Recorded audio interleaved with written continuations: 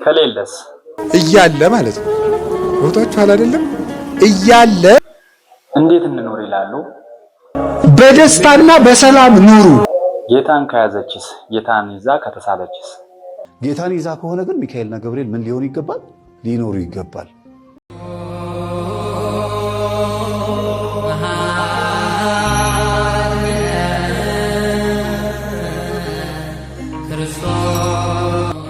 ሰላም ጤና ይስጥልን ውድ ቤተሰቦቼ፣ ቻናሌ ቤተሰቦች እንደምን ቆያችሁ? እንግዲህ እንደተለመደው ዛሬም በአዳዲስ ቪዲዮ መጥቻለሁ። እስከ ቪዲዮ መጨረሻ እንድትከታተሉ እየጋበዝኩኝ ለቻናሉ አዲስ የሆናችሁ ቻናሉን ሰብስክራይብ፣ ላይክ፣ ኮሜንት እያደረጋችሁ እንዲሁም ለብዙሃን እንዲደርስ ደግሞ ቪዲዮውን ሼር በማድረግ እንድተባበሩኝ ጠይቃለሁ። ቀጥታ ወደዚህ ቪዲዮ ወስዳችኋል። ይህ ቪዲዮ ተከታትለን እንመለስ። እሺ አባታችን እንኳን በሰላም መጡ እያልኩኝ ስላገኘሁት በጣም እጅግ ደስ ብሎኛል ስላገኘሁት እና ዛሬም እንደተለመደው ጥያቄዎችን አቀርባለሁ እና ለእነዚህ ጥያቄዎች ደግሞ ምላሽ ስለሚሰጡኝ በቅድሚያ አመሰግናለሁ። ቀጥታ ወደ ጥያቄው ወስዶታለሁ እና ሰርተንም ባልተሳካልን ነገር ላይ ምን ማድረግ እንችላለን ወይም ደግሞ ምን እናደርግ? ሰርታችሁ ባልተሳካላችሁ ነገር አትጨነቁ። እሺ አባ ብንቀጠርስ? ትቀጠራላችሁ፣ ትባረራላችሁ። 3 እና 4 ንግድ እንከፍታለን። 3-4 ጊዜ ንግድ ትከፍታላችሁ፣ ትከስራላችሁ። አትጨነቁ። ስለዚህ ዝም ብለን እንሞክር። አሁንም ሞክሩ፣ አይሳካም። እንዴት እንኖር ይላሉ? በደስታና በሰላም ኑሩ። ጥረን ባልተሳካልን ነገር ሳባ ጥራችሁ ባልተሳካ ነገር አትጨነቁ። ድሃ ሆነን ብንሞትስ? ይሄም አሳሳቢ ነው። ለምን ድሃ ሆነን አንሞትም? እና እንዴት እንሞታለን? ሰነፍ ሆነን አንሞት እንጂ ድሃ ሆነንማ አንሞት። ምን ችግር አለው? እሺ አባ ሚስት ለባል የምትሰጠው ነገር ምንድነው ይላሉ? ሚስት ለባሏ የምትሰጠው ትልቁ ስጦታ ምንድነው? እንድትነግሯቸው ነው ለባል ትዳሮች። ምንድነው ሚስት ለባሏ የምትሰጠው ትልቁ ስጦታ? ክብር ይባላል። ታዲያ ባል ምን ይፈልጋል? ክብር ነው የሚፈልገው። ባል ይሄን ካገኘ ግድ የለም ሌላው ነገር። የክብር መግለጫ አለውን? ክብር መግለጫ አለው። ለምሳሌ ዝም ብሎ ነፈዝ ያለ ወጥ ሰርቶ መቆየት ንቀት ነው ይሄ ራሱ። ከሌለስ? እያለ ማለት ነው። ወጣችኋል አይደለም? እያለ ጥሩ ወጥ አለመስራት ንቀት ነው። ቤቱ ወንድ የለውም ብሎ መናገር። ልጆች እያለን አባታችን በመጣ ብለን የምንጠይቀው ወይም የምንለው ለምን ይሆን? እኛ ስናድግ አሁን አባቶቻችን መንገድ በሄዱ ቀን እንደ ነገሩ ነው ምግብ የሚሰጠን እና ባባ በመጣ እንላለን። እንደው ጥሩ ወጥ እንዲሰራም ጭምር። እሺ እናመሰግናለን ለሰጡን ማብራሪያ። እመቤታችን ሰማያዊ የለበሰችው ለምንድን ነው? ሰማያዊ የለበሰችው ሰማያዊት ንግስት መሆኗን ለማሳየት ነው። ከውስጥ ቀይ የለበሰችውስ? ቀይ ውስጥ ላይ ያለው ማለት ነው። ከውስጥ ቀይ የለበሰችው ደግሞ መለኮት እሳትን መሸከሟንና መውለዷን ማሳያ ነው። 2 ጣቷን ማሳየቷስ ለምን ይሆን? 2 ጣቷን ማሳየቷ በስጋም በነፍስም ንጽሕት ቅድስት መሆኗን ማሳያ ነው። ሚካኤልና ገብርኤል የሌሉበት ስዕል የኦርቶዶክስ ሊሆን ይችላል። ይህን እንዴት ያዩታል?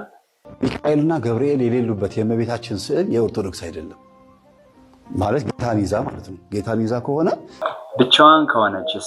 ለምሳሌ የተሳለው ስዕል ብቻዋን ከሆነስ? ብቻዋን ከሆነች በኪዳነ ምሕረት መልክ ሊኖር ይችላል። ጌታን ከያዘችስ? ጌታን ይዛ ከተሳለችስ? ጌታን ይዛ ከሆነ ግን ሚካኤልና ገብርኤል ምን ሊሆኑ ይገባል? ሊኖሩ ይገባል። በስዕሉ ላይ ጌታ አክሊል ሊያደርግ ይችላል። አሁን እንደምናየው የእመቤታችን ልጇ አለና፣ ስለዚህ ጌታችን ኢየሱስ ክርስቶስ አክሊል ሊያደርግ ይችላል። አክሊል ደግሞ ጌታ አያረግም። ይኸው የኦርቶዶክስ ላይ አክሊል አያረግም። ለሱ አክሊል አድራጊ እንጂ ማንም ሰው ለሱ አክሊል አያረግም። ታዲያ አክሊልን የሚያደርጉት እነማን ናቸው? አክሊል የሚያደርጉት ፍጡር ነው። ካቶሊኮች ሲስሉ ያቀላቅላሉ። ይህስ እንዴት ይታያል? አክሊል የሚያደርጉት ፍጡር ነው ለማለት ፈልገው ነው። ካቶሊኮች ከውጭ ሰማያዊ ያለውን ቀይ ያደርጉትና ከውስጥ ያለውን ደግሞ ምን ያደርጉታል? ሰማያዊ ይገለብጡታል። የኛ አይደለም። እንደዚህ አይነት ኦርቶዶክሳዊ የሆኑ ስዕሎች አሉ። ለምሳሌ የሚካኤል ስዕል እንዴት ሆኖ መሳል አለበት ወይስ እንዴት መሆን አለበት ብለው ያስባሉ? ሚካኤል አሁን ሰይጣንን ሲረግጠው አይታችኋል። እዛ ጋር ሰይጣን በሰንሰለት አንገቱ የታሰረ መሆን አለበት። እሳት ላይ ሲቃጠል ሙሉ ፊትም ይሁን ግማሽ ፊት ዞሮ ዞሮ ቀንድ ያለው ሆኖ ነው የሚሳለው። ግን መልኩ እንደዚህ አይደለም። ለምን እንደዚህ ይሆናል? ለምን? ክፋቱን ለመግለጥ ነው። እንዲያውም ሰይጣን አሳሳች ነው። እንደዚህ የምንስለው ግን ለማስተማር ነው ማለት ነው። እና ካቶሊኮች እንዴት ይስሉታል? ካቶሊኮች ምን ያደርጋሉ? የሚካኤልን ቀሚስ አጭር ያደርጉታል። እዚህ ጋር አጭር ቀሚስ ያደርጉና የረገጠውን ሰውዬ ደግሞ ሰይጣን ሳይሆን የሚያደርጉት የሆነ ራሰ በረሃ አፍሪካዊ የሆነ ሰውዬ። ይገርማል። ለምን የአፍሪካን ሰው አደረጉት? ይህን በስፋት ዘርዘር ብትንትን አድርገው ቢያስረዱልን።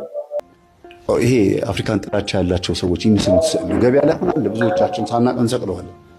እና እንዲህ የተሳሳቱ ስዕሎች ሲኖሩ ሙሉ ቀሚስ አስለብሼ ከዛ ደግሞ ሰይጣንን በትክክለኛው በኦርቶዶክስ አሳሳል ስዬ ለሰው እንደዚህ አስረክባለሁ ማለት ነው።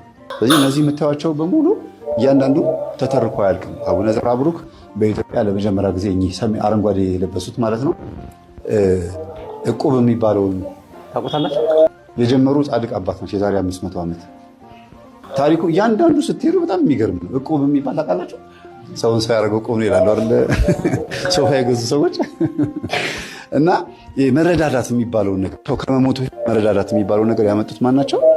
ሲጋራ፣ ጫት፣ ትንባሆ ምናምን ቡና የሚባለውን ያወገዙ አባት ናቸው። ስለ ቅዱሳን ስዕላት በቤተክርስቲያናችን ውስጥ የሚሰጠው ትምህርት ትክክለኛ የሆነው ነገር ለማድረግ ሞክሬያለሁ። ግን በገበያ ላይ የሚሸጡ ስዕሎች ኦርቶዶክሳዊ ያልሆኑ የካቶሊክ የሆኑ ስዕሎች ይሸጣሉ። ሌላም ደግሞ አውቀው ሆን ብለው አክተር ፊልም ላይ የምታውቋቸው የፊልም አክተሮች አሉ አይደል? ኢየሱስ ሆኖ የሰራውን ሰውዬ ፕሪንት አድርገው አውቀው ይሸጡና ይሄው ኦርቶዶክሶች የሚያመልኩት ይሄንን ነው፣ ይሄ ሰውዬ ግን ይሄው ሲጋራ እያጨሰ ነው በፊልሙ ላይ የሚታወቀው ሰውዬ ብለው አሁን ያለውን የአክተሩን ሕይወትና ኢየሱስ ሆኖ ሲሰራ ያለውን ፎቶ እያደረጉ ለመታደብ ይሞክራሉ። ግን እኛ እንደዛ አድርገናል? የአክተር ስዕል ሰቅለን እናውቃለን? ይሄ ስዕል የሚሰቀለው መቼም ስንጸልይ ይሄ ማገሩን ቀለሙን ምናምን ከማየት ይሄ ማየት አይሻልም? አዎ። ሌላው ደግሞ በስዕል በኩል እግዚአብሔር ቤተክርስቲያንን ባርኳታል። ቤተ መቅደሱን ከአይሁዳውያን ሲያጸዳ ስዕልን አልነካም። ግድግዳ ላይ ያለውን ይሄን ስዕል ላጠው ነካው እንደዚህ አድርገው አላለም። እርግብ የሚለውጡትን ሻጮችን በሬውም ገለባበጠ፣ አስወገደ፣ የኦሪትን መስዋዕት አስወገደ አለና ይሄንን ግን ደግሞ የቤተ መቅደሱን ግን አፍርሶታል ግድግዳውን። ስለዚህ ይሄ ቀጣይነት አለው፣ ከአባቶቻችን ቀጣይነት ያለው ነው ማለት ነው። እናመሰግናለን ለሰጡን ማብራሪያና ምላሽ፣ ለጥያቄያችን መልስ ስለሰጡን እናመሰግናለን። በእድሜ በጸጋ ያቆይልን፣ መንግስተ ሰማያትን ያወርስልን ብለናል። እንግዲህ ቤተሰቦቼ የዛሬው ቪዲዮ ይህን ይመስል ነበረ። በቀጣይ በአዳዲስ ቪዲዮ እስከምንገናኝ ተሰናበትኳችሁ። ለቻናሉ ግን አዲስ የሆናችሁ ቻናሉን ሰብስክራይብ፣ ላይክ፣ ኮሜንት እያደረጋችሁ እንድታልፉ እያሳሰብኩ፣ ይህ ቻናል እንደምታዩት አዲስ ነው። እስካሁን ብዙ ሰብስክራይበር የለውም። ከተከፈተ እንግዲህ 1-3 ወር እያስቆጠረ ነው እና ይህን ቻናል ሁላችሁም ተረባርባችሁ ሰብስክራይብ በማድረግ እንዲሁም ደግሞ 4000 አወር እንዲሞላ ቪዲዮዎችን እየተመለከታችሁ እንድታልፉ በእግዚአብሔር ስም ጠይቃለሁ።